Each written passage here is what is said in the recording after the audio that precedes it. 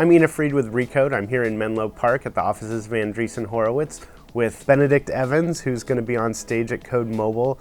Benedict, we're looking this year at a few key themes, and basically it's how the fact that you've written a lot about, the fact that we all have these smartphones in our pocket, how does that change the world? What are some of the big things that changes? Well, I think there's kind of three steps to thinking about this. The first is that smartphones become the dominant ecosystem in the technology industry, replacing PCs, and they become much bigger than PCs ever were. And that kind of remakes how the tech industry works. It means that Microsoft is no longer the dominant power. It means that the places that you would go to see to find out what's happening shift from Seattle or Finland or Japan to the San Francisco Bay Area or to China. The second thing it does is it changes how the internet works, because far more people have access to it far more of the time wherever they are, and yet these devices use the internet in very different ways to the way a PC used to. You're not using a web browser and a mouse and a keyboard, you're using apps and all sorts of other things and stuff that's still changing. But then the third thing, I think, and the really critical thing, is that it changes really the rest of the economy too, because all of a sudden everybody on Earth, pretty much, yes, really everybody, has a pocket supercomputer that's connected to the internet. And that's kind of different from having a PC somewhere in your office or somewhere at home somewhere. And so it means that you get far more things like Uber or Lyft or Airbnb that go out and change other industries in ways that really wouldn't have been possible before. Are those really just the beginning? I mean, we talk about Uber and Lyft, and Airbnb as if, that's going to happen to every industry. Is that going to happen to a lot of industries, every industry, just a couple of industries? Well, I think as you expand computing, you get all sorts of unpredictable second-order effects. And I don't think anybody sort of 20 years ago was looking at what was going to happen to computing and thinking, well, this is going to do X to newspapers and Y to magazines and change the travel industry and so on. And so it's really those second, third-order consequences that become sort of most dramatic and really change everything.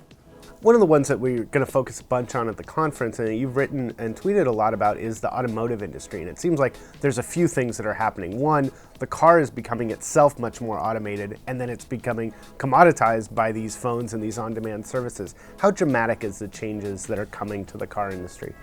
Well, I think there are kind of two big changes and one huge change.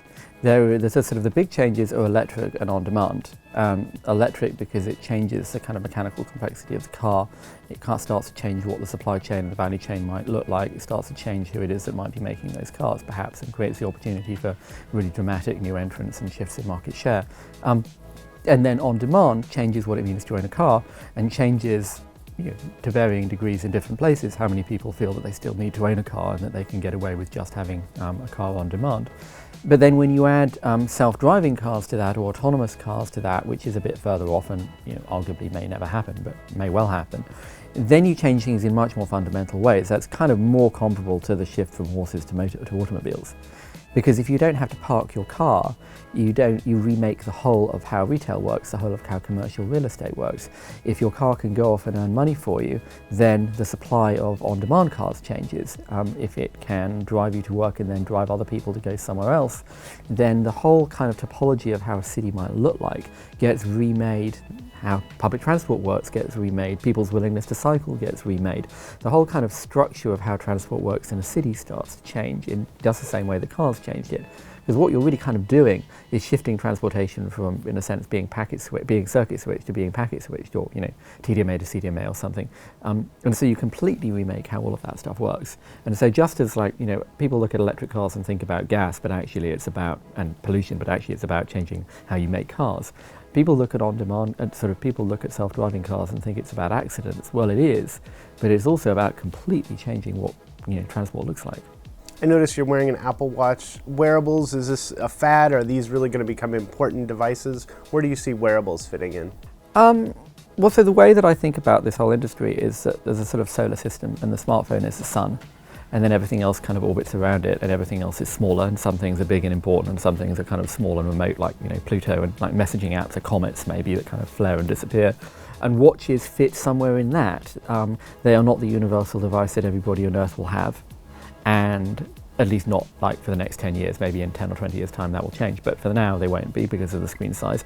And they're probably smaller than large screen devices, that's to say PC, tablet, laptop.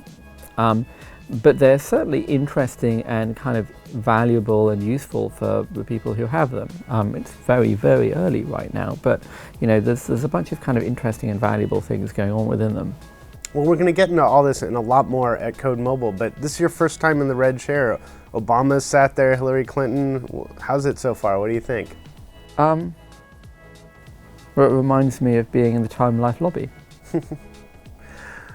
You're famous for sort of, categorizing the industry and spotting trends and explaining technology to people. For those unfamiliar with Benedict Evans, how would you explain Benedict Evans to someone who's never studied the market before? Well, I'm very clever.